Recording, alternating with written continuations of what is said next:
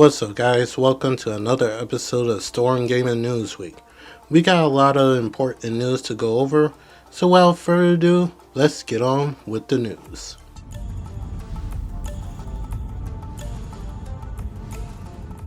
Troubling news for Nacon, who owns Studio Spider, Greenfall, Cloten, Test Drive, and Synad Sticks has filed for insolvency. If you don't know what that means, that means an individual or a company has failed to fulfill their obligations, the debt that they have created. So this could also lead into bankruptcy. So with this news coming out, Nacon has taken upon themselves to cancel the physical versions of these games that was set to release. They have canceled Dragon Kin for the PS5, Greedfall the Dying World PS5, Cthulhu Cosmic Abyss PS5, Cthulhu the Cosmic Abyss Xbox Series X, Gear Club Unlimited 3 PS5, Gear Club Unlimited 3 Xbox, Edge of Memories PS5, Edge of Memories Xbox. So these are the physical games that will not be releasing to the public, and they will get in touch with people who have pre-ordered the physical version of these copies for a refund. I don't know the extent of their debt that they have created, but the fact that if it results in them canceling the physical versions of these games, it must be pretty bad in my opinion.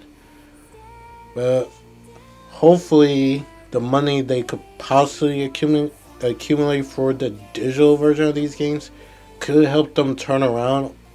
If not, we could definitely see them announcing their company is filing for bankruptcy.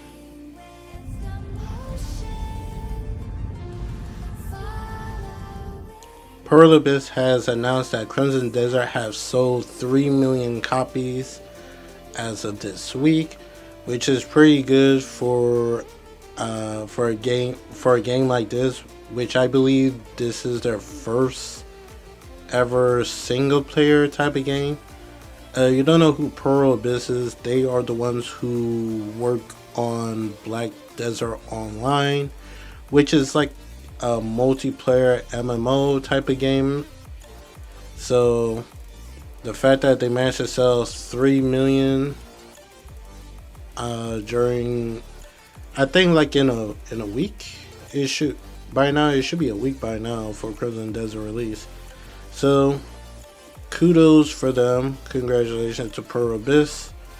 Yeah, nothing much I can say about it except for congratulations, and hopefully the feedback they're getting from the player base about Crimson Desert is will put the game in a better light. So far, people are liking it. Like for the Metacritic rating, at first when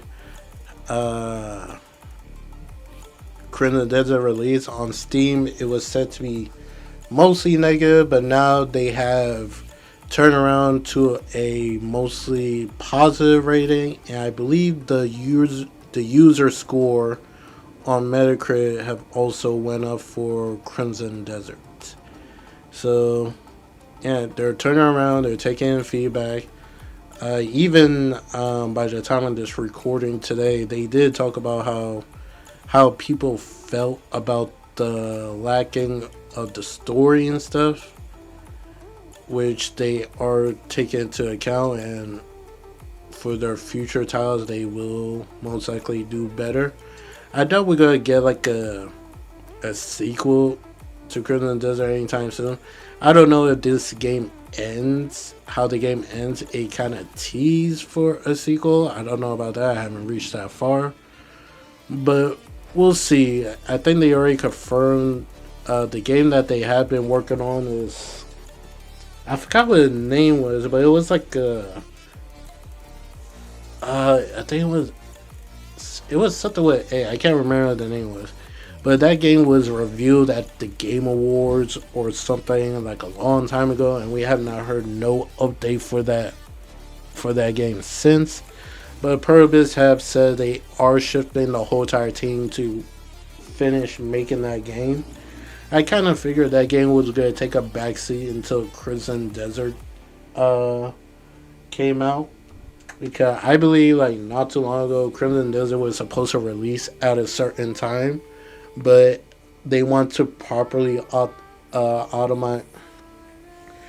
Uh, they want to get the game running perfectly, so that's why they delayed Crimson Desert multiple time and decided to put their next project game on the back burner. But now Crimson Desert released, they have like a couple of people probably doing patches and stuff, and now the whole team will be shifting into their next project.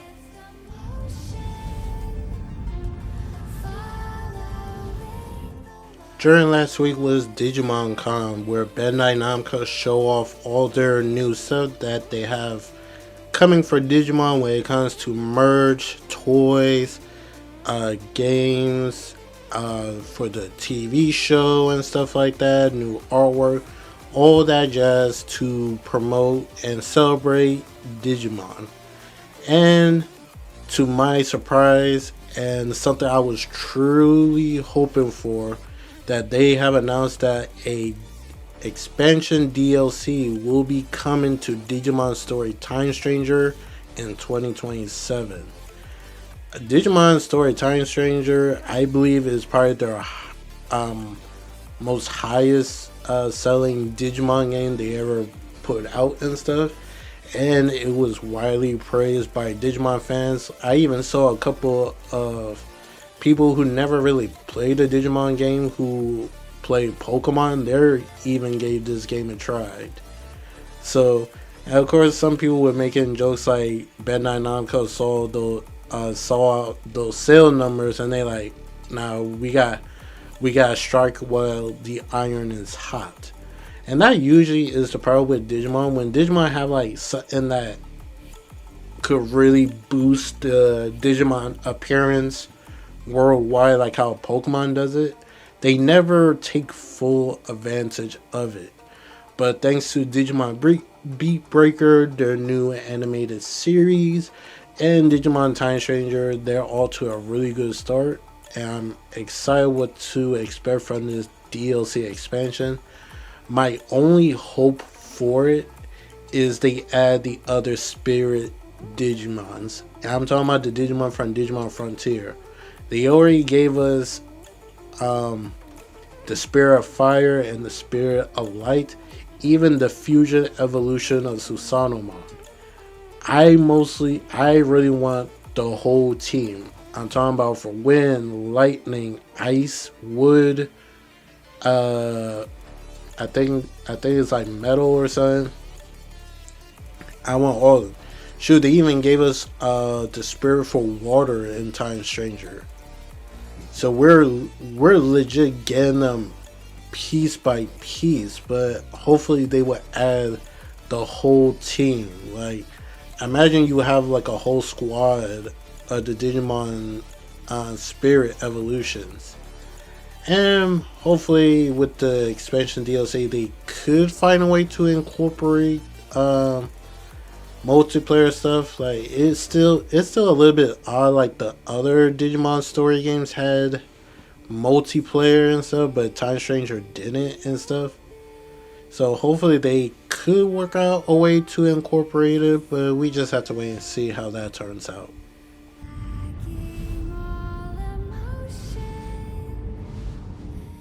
There was an event going on for different fighting games. We got some new announcements for, and one of the new announcements was a new trailer from Marvel Tokon that revealed the next character that be added to the roster and the potential mastermind behind the story on Marvel Tokon, who goes by the name of the Promoter.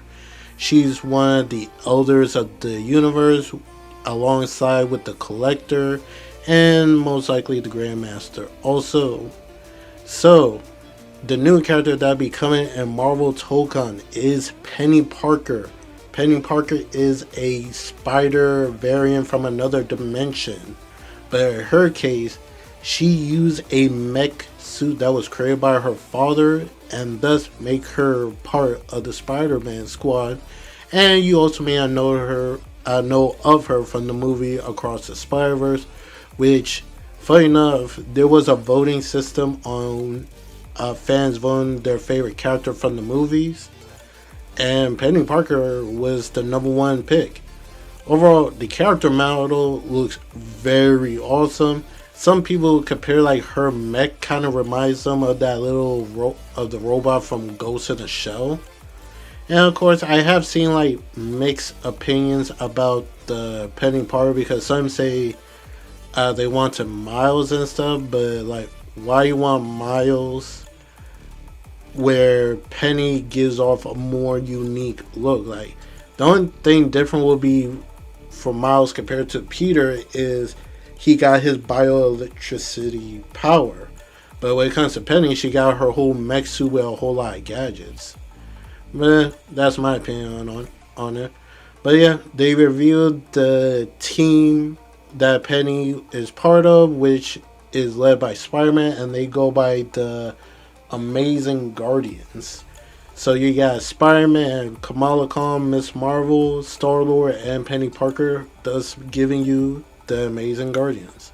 Some people thought the name was a little bit odd and stuff, but it's one of our system work system that the game will make up a team name depending who's part of your team. I believe they show off like a little trailer montage showcasing like different team comps with the overall character roster that they have now. And I believe they will have another event that people will be able to try out Marvel Tokon. But in it, you will have the updated version of the game, like all the stuff that they added, and Penny Parker as a playable character. So I can't wait to see more. And who you guys think will be the next the next team that you will see get added? So far, the ones we got left is Captain America, Doctor Doom, Ghost Rider, Ghost Rider, Captain America, Doctor Doom. Yeah, I think those are the only one left. So which team trailer you are hoping to see next? For me, I'm kind of curious who will they add to the roster for Doctor Doom. I'm wondering, will they add like the Fantastic Four, or maybe just a villain roster altogether, like Kang the Conqueror, Thanos. There's a lot of characters they could pick from, but of course we just gotta wait and see how that turns out in the end.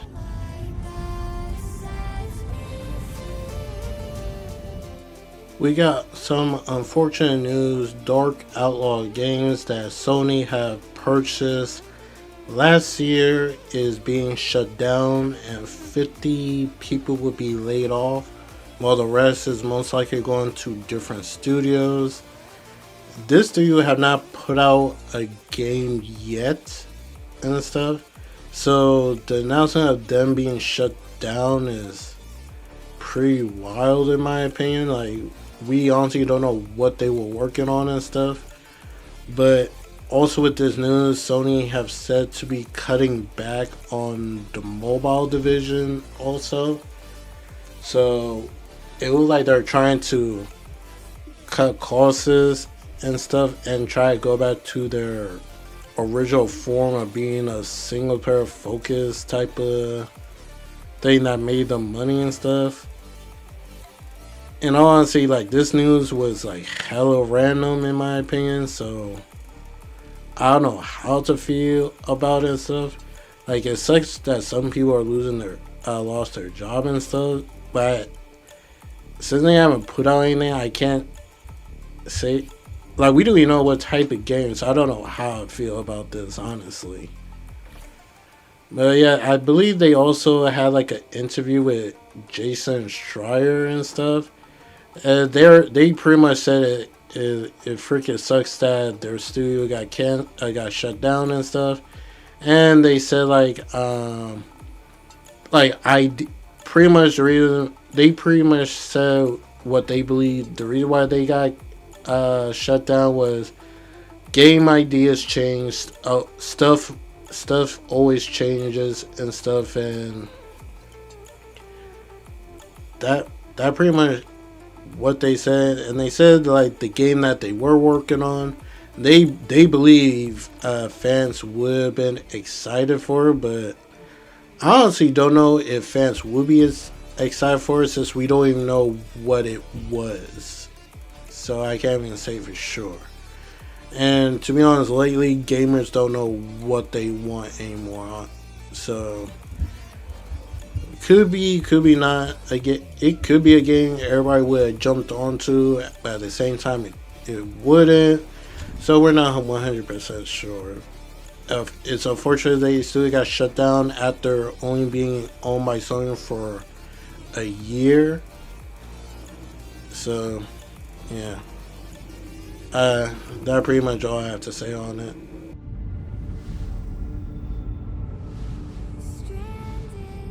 We could potentially be seeing the downfall of Fortnite from the increasing of the V Bucks to Epic Games actually laying off 1,000 employees and announced that 3 Fortnite modes will be going offline permanently. You got Rocket Racing will be shutting down in October, Ballistic April 16th, and Festival Battle Stage on April 16th. And it is crazy because you would think all these years since 2017, Fortnite been around. Epic Games was making crazy amount of money with all the events, the skins, the amount of kids that was buying up the V-Bucks to get skins, all that shit. You would think Epic Games was raking in that money. And to the most part, they definitely was. They definitely was. Like, Fortnite was literally a money maker for them. But apparently that's not the case because some people, well, I wouldn't say some people fail to realize, but it is pretty much common knowledge that all these events with these special licenses, IPs, and stuff like when it comes to Disney using the Marvel characters, when it comes to Warner Brothers using DC characters, Hasbro with the Power Rangers, what else they use? PlayStation with use of Kratos, or on Xbox when it comes to Halo, the K-pop Demon Hunters, all that stuff, they have to pay a license to use those characters. So the fact that I figured most of those licensed characters would accumulate a large sum of money to use, but Epic Games said pretty much said Fortnite didn't perform as well in 2025 as expected, and they're shutting down Rocket Racing, basically the game modes I talked about. So apparently in 2025, Fortnite didn't do as well as they expected to do and stuff, which is not really surprising. You really think about it. Like, take the Game Awards for example. Fortnite is always nominated for the best ongoing game and community support. They'll always get acknowledgement or actually win the award for those categories. So the fact that Fortnite, by the looks of it, could potentially getting stale, which honestly for me I'm happy about, because when Fortnite released when PUBG released and stuff, there was already like peak interest, but I think Fortnite opened the door dramatically and stuff, thus resulting like multiple people try to get that games as a service bag. So in my opinion, I'm really hoping that this will cause more problems for them, because like literally people will say, oh, I only on my platform I only play Fortnite. So what what do you think would happen if they announce like, oh, we're shutting down Fortnite servers. You guys could play the remaining amount of time that you could get out of the game, and that pretty much it. They're gonna be shit out of luck if that's the only game that they're playing. But I digress. I I believe I have mentioned multiple times that I don't really care for Fortnite, but others do. It has a very strong and dedicated fan base. So honestly, at the end of the day, we gotta see what happens. Will Epic Games like probably would basically like reverse their stuff, but I highly doubt that, honestly.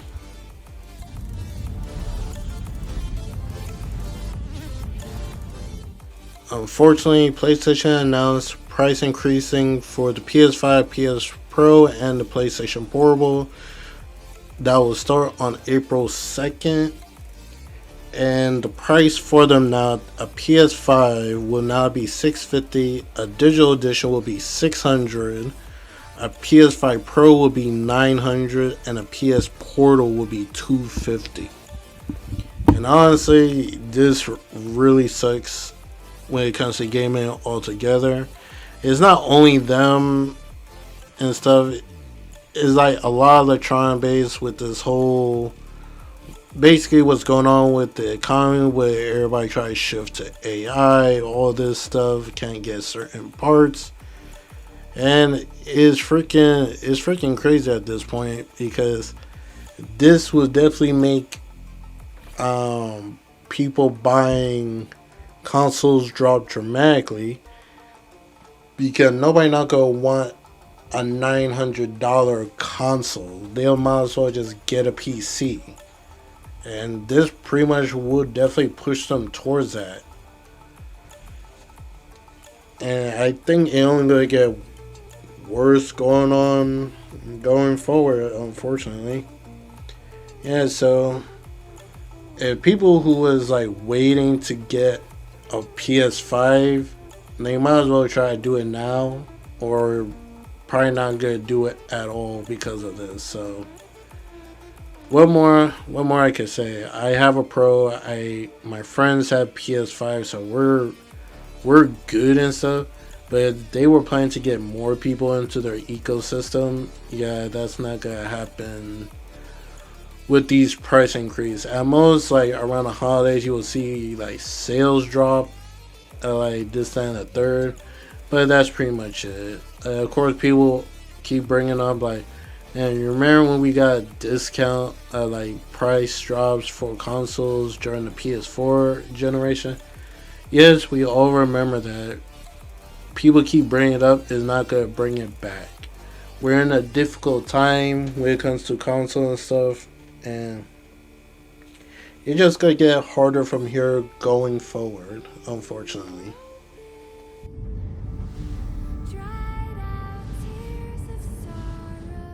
During this week, Xbox had an event that was showcasing third-party partners that they have gotten, showcasing their games for the first time, or giving us a release date. They had 19 games shown, and some of these are going to be on Game Pass Day 1. And the games are Hunters, Their Reckoning, Death Wish, Wuthering Waves is coming to the Xbox, The Expanse, Osiris Reborn, Grave Seasons, Serious Sam Shadowverse, Stranger Than Heaven, Super Meat Boy 3D, Forever Ago, Ascend to Zero, Dispatch is coming to Xbox, Alien Deathstorm, Frog Squad, Bluey's Happy Snaps, Stalker 2 Cost of Hope, Musa Dirty Fate, The Eternal Life of Goldman, Vaunted, Hades 2, and Artificial Detective. So these are the games that were showcased. Some of the trailers that I seen from the games do look are pretty interesting, especially the Musa Dirty of Fate, and that caught my eye, and Expanse Osiris Reborn. Stranger Than Heaven, it looks pretty interesting, but this was basically just an announcement saying like they have something big on May 6th. So this was just an announcement for another announcement and stuff. So it didn't really do anything for me, honestly. But yeah, if you're a fan of the Yakuza series in general, you probably will like the Stranger Than Heaven. But for what I seen from the general public, I guess people was like not too thrilled with the games that was shown off, or they were just like not the great showings. Which, in my opinion, what you expect is not like you would go see like a Xbox first party game. I believe they probably have shown off their first party games at the event before, but overall, this is mostly focusing on third party. So I don't know what people expect to see. Like, would we like to see updates of games that the Xbox Studios is making? Yeah, like people still waiting for Blaze, Data K3. Um, what's another game that Xbox shown, but we haven't got anything from it since? I guess Gears of War E-Day, the supposed remaster of Fallout games, or maybe a new Fallout game. So for so I don't know. I don't really get why people were upset we didn't get nothing from Xbox, because especially if this event wasn't really focused on Xbox. But I don't know. More than likely, Xbox will do their traditional June event that will most likely show what their studio is making. So people just gotta be patient, and we'll see how that turns out when June comes around and stuff. So that'll be the end of this video. What do you guys think? Were you guys excited with Xbox showing off at their preview event? How do you feel about the whole price increase for PlayStation? And do you think it's gonna keep going on when it comes to other places like Nintendo, Xbox, maybe Steam stuff also? Let me know in the comments below. This is Storm, and I'll catch you guys later. Hope you enjoy the rest of your week, and peace out.